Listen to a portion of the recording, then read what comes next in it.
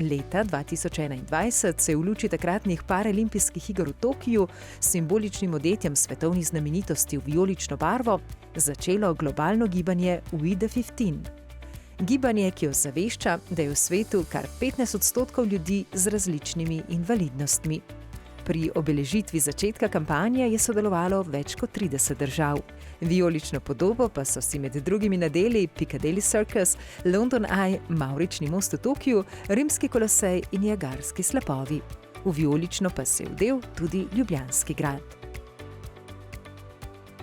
V letošnjem letu smo v Sloveniji delovanje gibanja We the 15 obeležili pod sloganom V športu smo vsi enaki.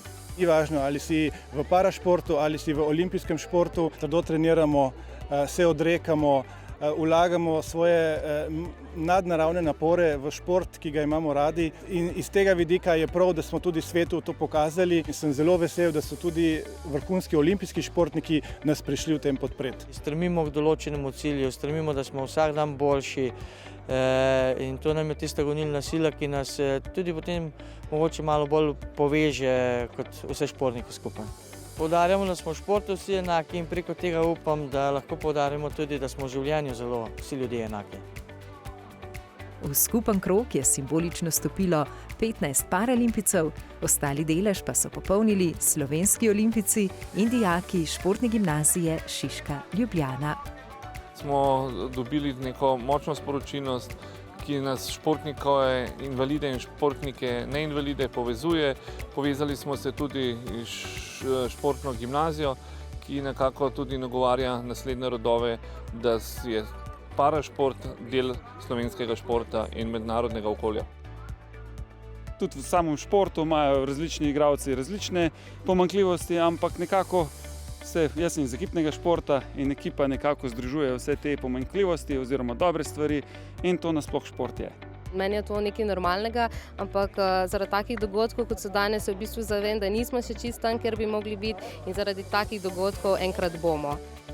Ljudje z invalidnostmi so najbolj razširjena svetovna manjšina.